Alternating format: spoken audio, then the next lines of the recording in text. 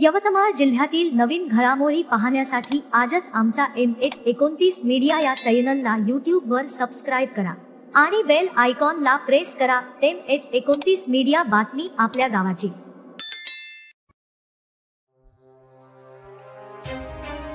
मागासवर्गीयाचे आरक्षण वाचवण्यासाठी वंचित बहुजन आघाडीच्या उमेदवारांना निवडून द्या, श्रद्धेय बाळासाहेब आंबेडकर यांचे आवाहन।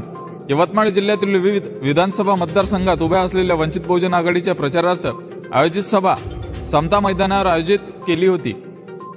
प्रचंड जाहीर सभेत मतदारांना आवाहन केले आहे।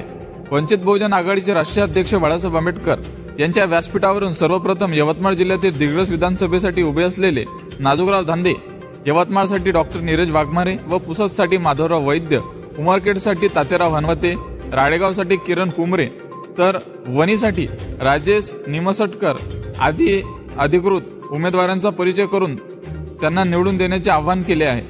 महाराष्ट्राचे सुप्रसिद्ध गायक आनंद शिंदे यांच्या बहारदार गीताच्या कार्यक्रमाने हजारोंच्या संख्येत उपस्थिती दर्शविण्यात आली आहे। सर्वोच्च न्यायालयाने एक नुकताच ओबीसी SC ST यांच्या आरक्षणावर गदा आणणारा निकाल घोषित केला असून या निकालाने त्यांचे आरक्षण धोक्यात आले असून अनुसूचित जातीच्या वर्गीकरणाच्या नावावर त्यांचे आरक्षण निकालाने धोक्यात आणले आहे। सत्ताधारी बीजेपी काँग्रेस यांनी आपल्या विरोधी त्याला विरोध न करता त्यांचे स्वागत केले आहे। या निकाल बदलायचा असेल तर त्यावर एकमात्र उपाय म्हणजे वंचित बहुजन आघाडीच्या उमेदवारांना प्रचंड मताधिक्याने विजयी करून त्यांना विधानसभा व लोकसभेमध्ये पाठवावे। ही शेवटची वेळ असून अभी नाही तो कभी नाही, तेव्हा उमेदवारांना आपल्या मतदारसंघातून प्रचंड मताधिक्याने विजय करून बाळासाहेब आंबेडकर यांचे हात बळकट करा असे आवाहन त्यावेळी करण्यात आले।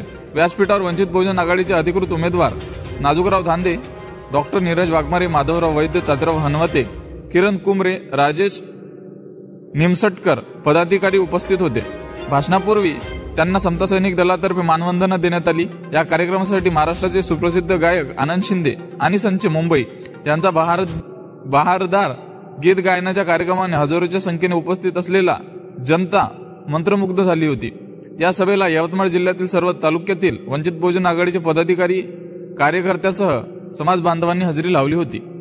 मुस्लिम समूहाने फार मोठ्या प्रमाणात औरंगजेबचा असणारा स्टेटस ठेवलं होतं।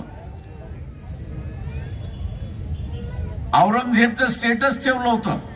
केसेस चालल्या होत्या, मारामाऱ्या चालल्या होत्या, दंगली होणार म्हणून अशी परिस्थिती। हिंदू मुसलमानाच्या दंगली शहराशहरामध्ये होणार अशी असणारी परिस्थिती होती। मुस्लिम डेलिगेशन आलं, आम्हाला म्हटलं की याच्यामध्ये आपण लक्ष घाला। म्हटलं आम्ही लक्ष घालतो। औरंगाबाद मधलंच डेलिगेशन होतं, म्हटलं लक्ष घालतो। औरंगजेबच्या मजारवरती आम्ही गेलो, पक्षाचे प्रतिनिधी घेतलं, चादर चढवली, त्यांच्या मजारवरती असणारी चादर चढवली आणि आम्ही असताना म्हटलं की गुन्हा केला असेल असं पोलिसांना वाटत असेल तर आमच्यावरती केसेस करा। चादर चढवणं हा जर गुन्हा असेल तर त्याच्यावरती केसेस करा आणि वातावरण बदल। मी इथल्या मुस्लिम बांधवांना सांगतो की वंचित बरोबर आपण जुळलात तर आपल्याला जी सुरक्षितता पाहिजे ती सुरक्षितता या ठिकाणी मिळेल आणि म्हणून आपण आज सर्व त्या ठिकाणी राहील। पण ती सुरक्षितता द्यायची असेल तर आपल्याला आमदार होणं गरजेचं आहे, सत्ताधारी होणं हे गरजेचं आहे। या आरक्षणाचं आलेलं संकट आपण मिटवणार कसं, टाळणार कसं? आंदोलन करून टाळू शकतो का? तर नाही। सेमिनार घेऊन करू शकतो तर नाही। सुप्रीम कोर्टाविरोधात बोंबलायचं म्हटलं तर ते म्हणतील बोंबलत बसा, आम्ही जजमेंट देऊन मोकळं झालेलं। त्याचा अंमलबजावणी सरकारला केलं पाहिजे आणि अनेक सरकारने तिथल्या असणाऱ्या कमिट्या केल्या।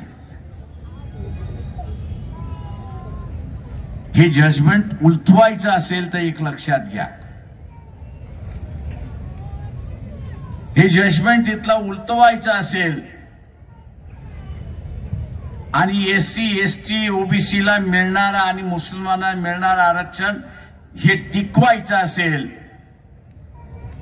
ही जेवढी उमेदवार यांची नावं वाचलेली आहेत त्या उमेदवारांना आमदार केल्याशिवाय तुम्ही लढू शकत नाही, हे लक्षात घ्या.